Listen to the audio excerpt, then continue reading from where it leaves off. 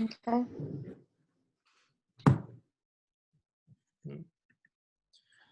There we go. So yeah, another clinical practice guideline one. We're looking at Achilles tendinopathy from a couple of years back. So did you purposely leave all those tabs open just to make Arby happy? Yeah. That just makes me this is my work browser. Nice.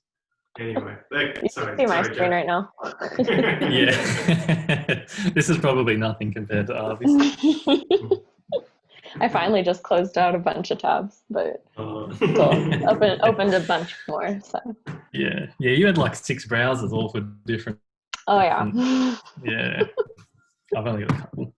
Anywho, looking at diagnosis for Achilles tendinopathy, in addition to the ARC sign and the Royal London Hospital test, clinicians can use a subjective report of pain, usually just a little bit proximal to the Achilles tendon insertion that began gradually and with pain with palpation of the mid-portion of the tendon to diagnose. So the Royal London Hospital test is getting the patient prone and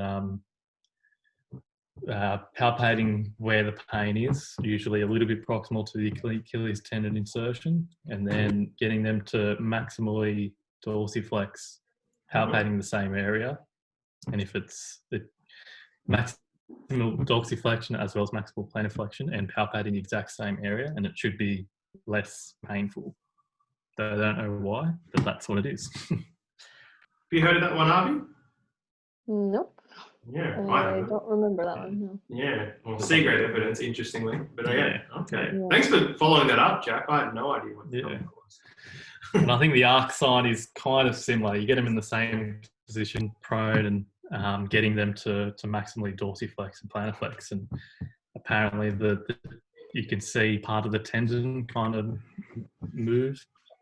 It seemed a bit airy-fairy to me, but yeah, I think it's more just the subjective history and yeah. Sorry, Siri's somehow speaking to me. Anywho. Yeah. Don't let Google speak to us because he can hear us. Yeah. Okay, Google. Oh, there it is. Oh, there it is. Cool. Here we go. Looking at outcome measures, so self-reported measures and activity limitations, looking at a couple of different questionnaires. We've got the Visa A, the FAAM, and look at our that. favourite, the lefts. To assess activity and participation in patients diagnosed with mid-portion tendinopathy. A-level evidence. Yeah, there you go. Visa, by the way, Visa, that's done in Australia, so FYI, represent, by the way. But for us, Jack, I think since Arby's left, we really need to get back to that particular. We've been seeing a lot of stress reactions as we talked about last time, and the only way to objectively measure it is to self-report. And like you said, if Arby was here, she'd be mad at us for being a bit slack with the self-reporting. So we need to get back on the objective measures. But it's so important with tendons because there's so many things that are limited that you can actually show improvement in. So yeah, get back on the lefts. We all like the lefts. It's an easy one. Yeah. On examination, clinicians should use physical performance measures, including hop and heel raise endurance test as appropriate to assess patients' functional status and document findings, B level. So I assume that's hop for time and then heel, single leg calf raise for until failure-ish. Looking at physical impairment measures when evaluating physical impairment over an episode of care for those with Achilles tendinopathy, one should measure ankle dorsiflexion range of motion, subtalar joint range of motion, plantar flexion strength and endurance, static arc height, forefoot alignment, and pain with palpation. B, level evidence. Any sort of Anyone- standouts yeah. there? I was going to ask Harvey, anything jump out at you for that B-level evidence that you think is quite important? A lot there. I don't know. I feel like most of it's pretty straightforward. I guess I don't usually measure static arch height. No, neither do I. 4 foot Right. alignment. Yeah, I don't 4 foot alignment Yeah. as much. I just would like to Okay. talk about just the two before them, sub-talar joint range of motion and dorsiflexion range. I love looking at the sub-talar and talar crural joints when mobilized, when helping people just free up their joint mechanics and joint play with these sort of injuries. So they're two easy ones just to look at. Sub-talar is something I didn't really look at till I was like probably second year out, for what it's worth, just one of those things. And I found it made the biggest difference to helping with foot mechanics. So for what it's worth, what's that, my D or E grade level evidence, my clinical, my clinical F evidence, level. my F level evidence, level. sorry, my F level, my expert opinion. But yeah, I think the take home is there's just that combination of factors, which is important. And I can't wait to talk about it a bit more because I'm a big believer in treating these with kinetic chain wise. So we'll get to that.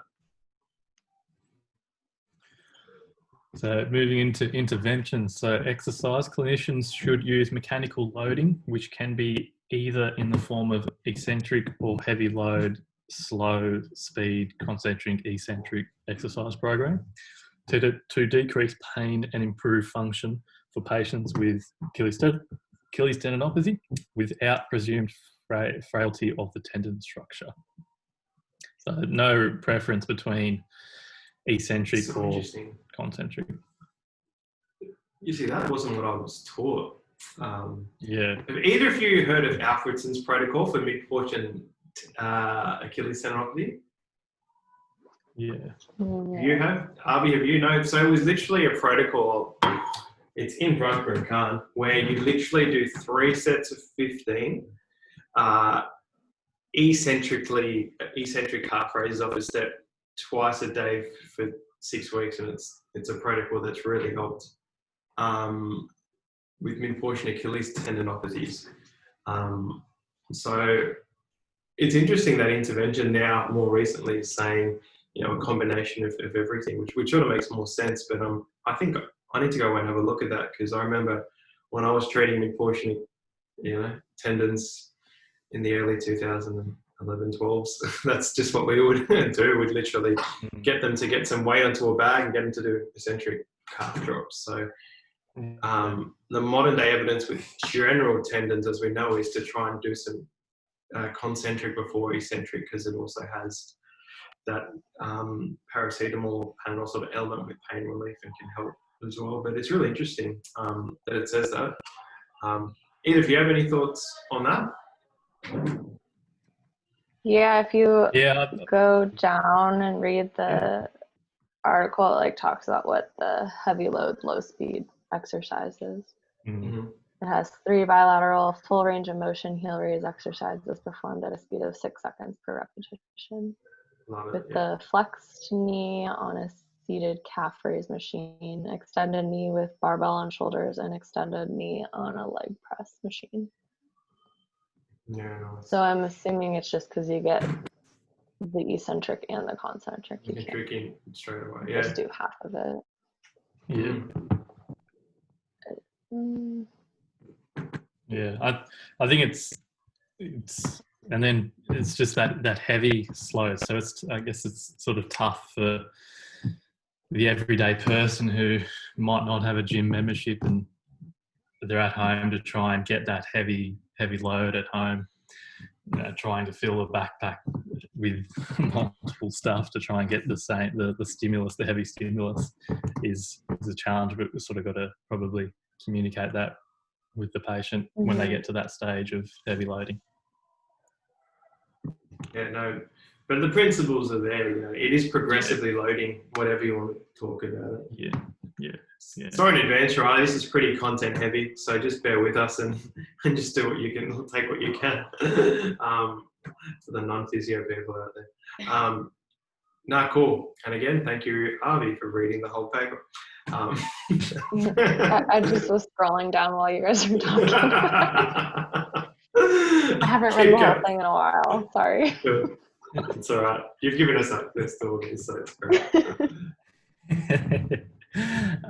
So moving on, so F-level evidence, patients should exercise at least twice weekly within their pain tolerance. Nice and generic. I love it. Yeah, sounds good to me. That's level evidence. Yeah. That's the epitome of F. Just exercise. Yeah. It'll help. All right. Happy to do it. Cool. Stretching.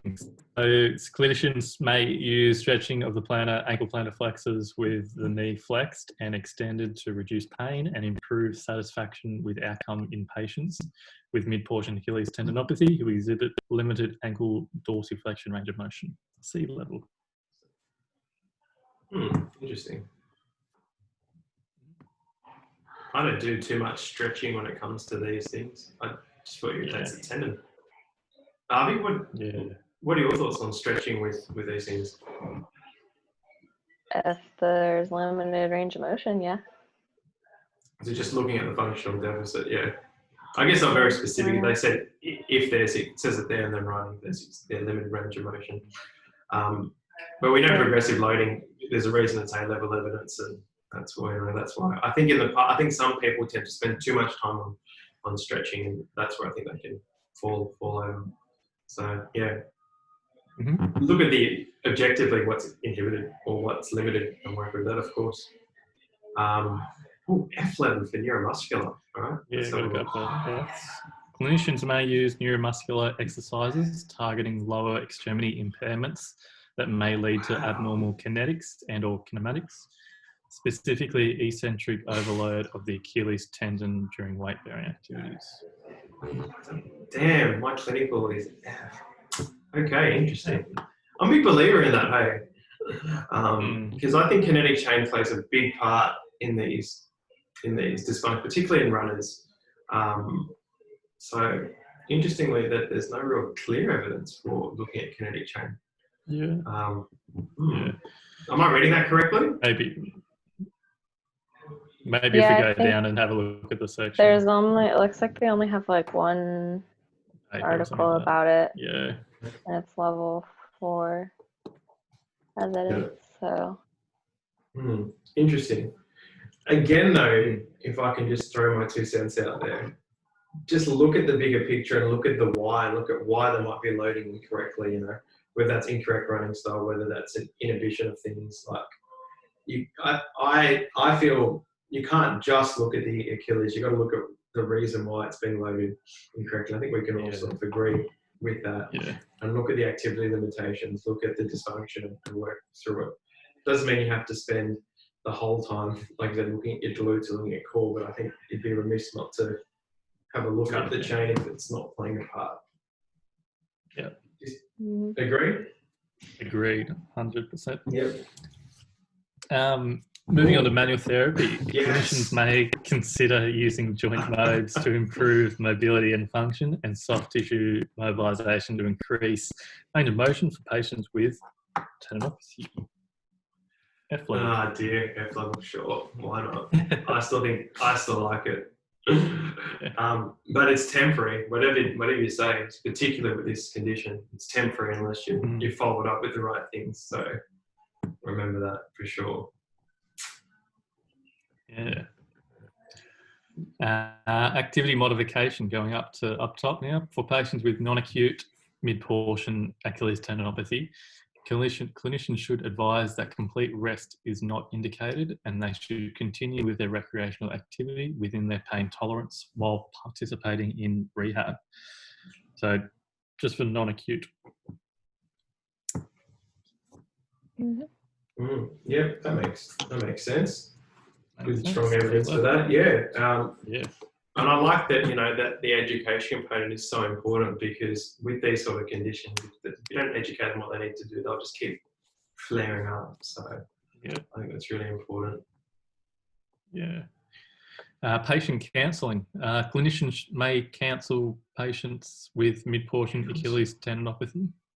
Key elements of patient counselling could include theory supporting use of physical therapy and role of mechanical loading, modifiable risk factors including BMI and shoe wear, and typical time course for recovery from symptoms. Is that just like education, I'm assuming? Yeah. Yeah. Harvey, why do you think it's E-level evidence? Yeah. I would have thought that's pretty important. Yeah, but there's no research on it. There's no research behind it.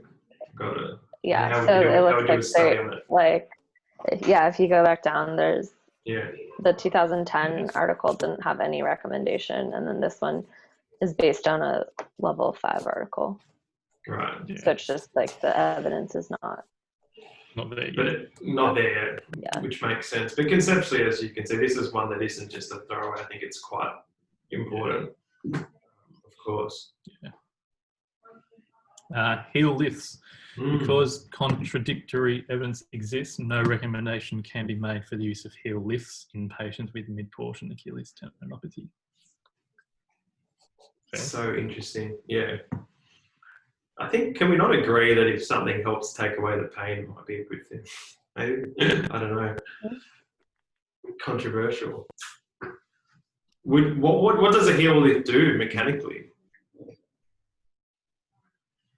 What's the Don't know. more plantar flexion, I guess? Yeah.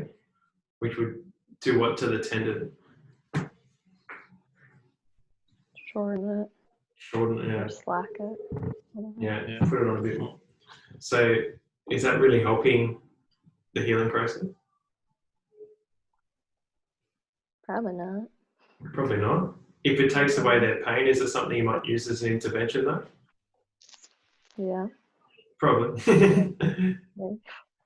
Possibly. You're so quiet. You're saying it so quietly, Harvey. Yes or no?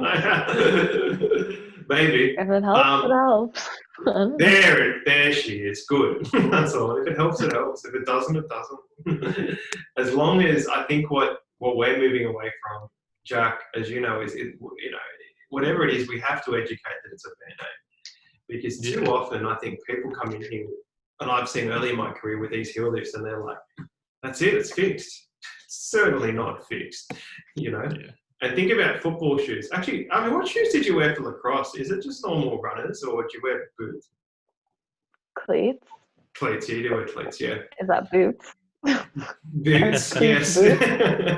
Cleats, boots. Yeah, I knew some people that wore like running shoes, but mostly people wear cleats. cleats. Yeah. I guess what we call cleats just comes down to the type of studs you have. So cleats just are a bit more rounded, and boots have a bit more thinner. And anyway, same thing. My point's that in those cleats or boots or whatever you want to call them, different mechanics with the shoe. So we treat a lot of AFL players, and we're about to go into this season now where we know we're going to get people with Achilles injuries because they have been wearing comfortable shoes. They haven't been training in their boots.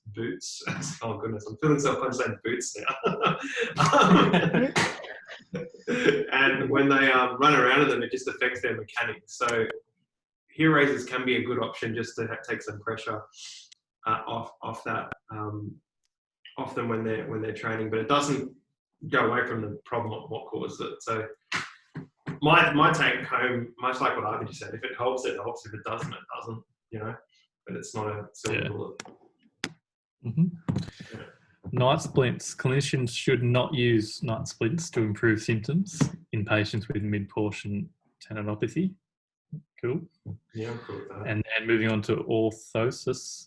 Same thing as heel lifts with orthosis. Contradictory evidence exists, so no recommendation can be made. Mm. Any experience with orthosis and Achilles, Harvey?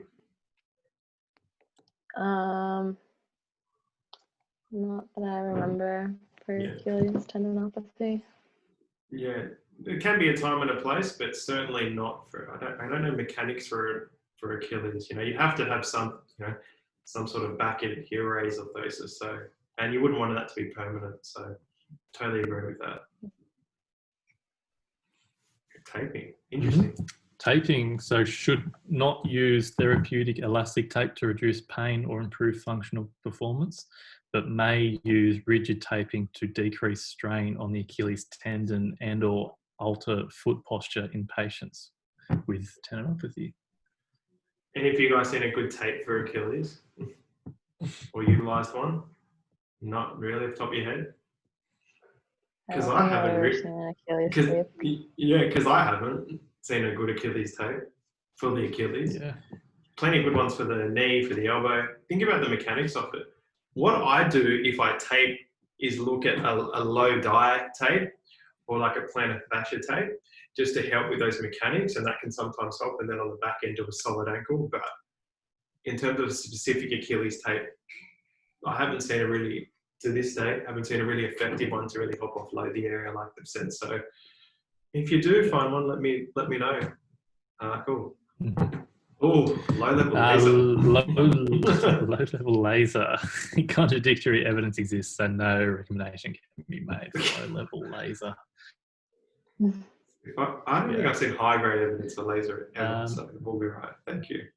In 2010, it was a B-level evidence that clinicians should consider the use of low-level laser. There you go. Well, there you go. Pain and stiffness. But now it's dropped down to D-level evidence. Lucky we're not 2010 anymore. Iontophoresis. I don't know if I said that right. Yeah. Iontophoresis. Iontophoresis. Phoresis. I was close. Yeah. I'm getting closer to that. And dexamethasone to decrease pain. We should use both those things to decrease pain, improve function. B-level. What is that? Do you guys use Ionto? Nope, I have no idea. I have no idea what it is. What is it? It's like using like an electrical, like not really like e-stim, but you put a medication on it and it goes through your skin. Oh, so you're like using the electricity to like administer a topical medication.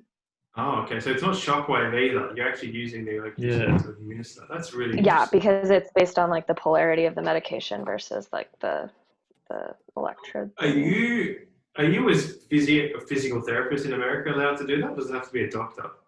Mm-hmm. We can administer. You can't prescribe, and there's like certain. Well, okay, at least in California. Good thing I just took that law exam. And so like dexamethasone is for pain. It's like a steroid pain. So you can do it for that. You can do it for certain like debriding agents that are for like wounds and things like that. So you can administer it just directly to the skin, or you can do it with ultrasound or like not ultrasound, phonophoresis, I think. Okay, cool. And iontophoresis. Yeah. I'm not aware if I was doing. Have you heard of anyone in Australia doing that, Jack? I haven't actually heard of that. Maybe sports stuff. No, I haven't heard of it. Yeah. On that note, we can't like prescribe it, but you can administer it if it has a prescription. Okay, it's good. It sounds really interesting. I was just thinking of that's what I was. Have you guys heard of PRP, plasma-rich injection therapy? Okay. Have you heard of that? Yeah, where they literally take a bit of your blood and inject it into the tendon. Mm-hmm. I know it's not the same intervention. Interesting to see if that comes up, but I'm just thinking conceptually that's something they look at. But from my understanding, for what it's worth, Achilles don't do as well as patellas or elbows and stuff. So it's just interesting. Just other interventions you can do. Anyway, cool. All right, keep going. Thanks. I've learned something every day. Yeah. Moving on to dry needling. So clinicians may use combined therapy of dry needling with injection under ultrasound guidance and eccentric exercise to decrease pain with symptoms greater than 3 months and increased tendon. Under ultrasound guidance? Damn.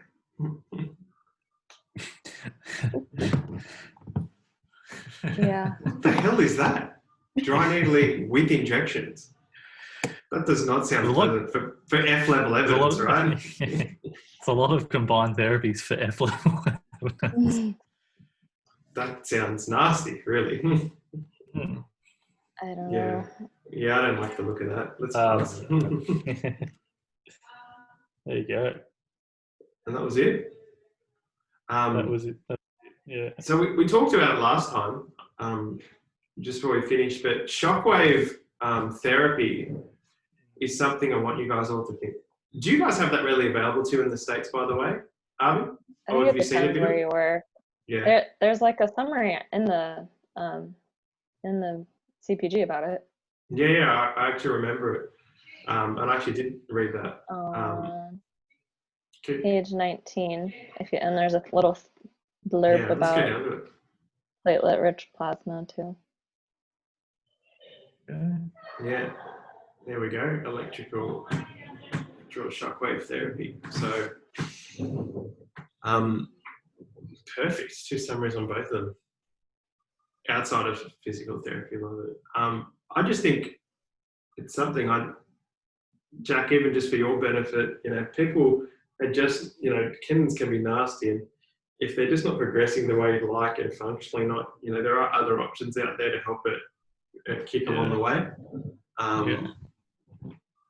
don't think I'd buy one of these again. They cost about 10 grand. But, they're expensive. But they're pretty good, and we got some great results with the Achilles I used to do. When we got access to it, I was just doing it to every Achilles that walked in the door. Are you guys allowed to do that, or does a doctor have to do that? We're allowed to do that, yeah. We're definitely allowed to do shockwave, unless I was doing something really unethical in 2013. No, we are with consent, so they're pretty easy to use. The e-stim was literally just like, it's not particularly hard. I've never seen it. Like you said, for my F-level evidence, when I was doing it back in the day, and we had access to it, for what it's worth, I found the larger tendons were the ones more receptive to change. So I don't know why. I'd love to see recent research around that. And PRP, can you just scroll down the page of it, Jack? I'll just see if there's anything else that says there. It says it there that the high-level evidence doesn't support it. There you go, with Achilles. So that's really interesting, because that's what Dr. Cross, who I was lucky enough to spend a lot of time with, he's the Sydney Swan sports doc, Jack, at the moment. Really good dude. And if you remember, he's really generous with his time, and he'll let physios sit in on his sessions from time to time, so we could do that for you at some point as well. As well as Dr. Fritsch, we got to do that. Harvey got to do that recently. She left us. Anyway, I think it's really interesting. There's options out there to think about when things aren't going to plan. But some interesting things there, and I definitely picked up on. So we'll go at the top, mate. We'll wrap this up. What was your top take-home message? For me, I guess, I think just I guess with these CPGs, sort of, there's a couple of things in there that probably just haven't had enough research and enough papers to have them as A-level evidence, so just sort of taking, a few of these ones with patient counselling, education is an E-level evidence. So just,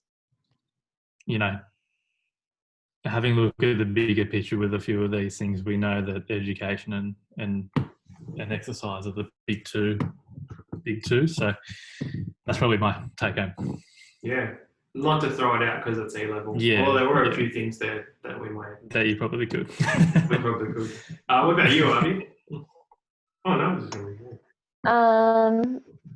I think it's just like a good reminder to look at, like the static arch height. I probably never would have thought to look at that, or why that's really important, or forefoot alignment. I don't really look at that, but it's nice to give you other things to look at than the usual range of motion and strength stuff.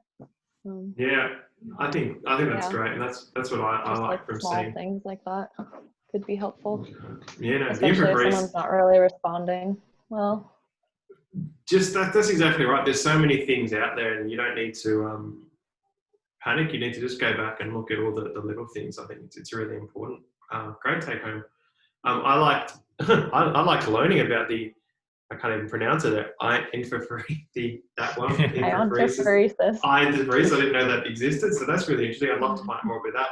But just for me, that A-level around exercise, it was a great reflection upon, unfortunately, I've been a physio now for 9 years, so a little bit of time, how evidence can change, how we treat can change, and how we always must stay up with the times. Like I said, I just remember going hell for leather with clients. And did you ever hear about the story about the Alfredson protocol, which I'll get you guys to look up later? There's an interesting one.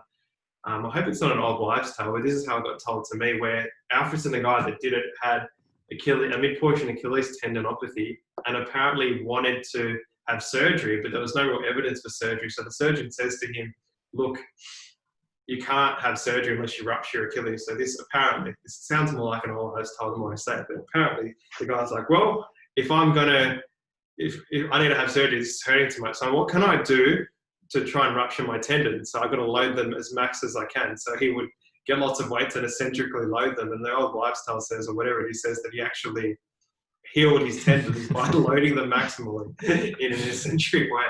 That's how it got told to me years ago, which is an interesting concept. As I said, I'm like, that doesn't sound like it actually happened. Sounds like a little fairy tale, but yeah, it does. A physio fairy tale. Maybe it happened. But what I want to say is that, I'm going to read the end part of the article, but I like how when Avi scrolled down and told us what the article actually said, breaking it down into that concentric and eccentric, I think was really nice.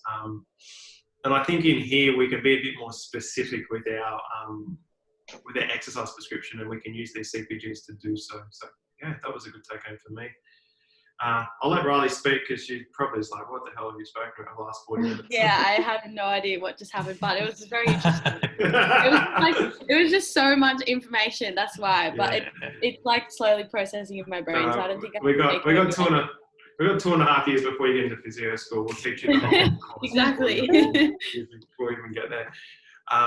But if you can take away from it, Riley, with these CPGs, it's just when you're looking at different things and injuries, and even you have an element of exercise rehab in your degree, you've got to look at multiple elements. It's not just one thing. Yeah. And then you've got to analyse, which these CPGs are great at, how high level is the evidence, and then how should we utilise that when we're helping people. And, you know, Avi mentioned before the low level laser dropped from B to D level evidence over, 4 or 5 years? Is that right?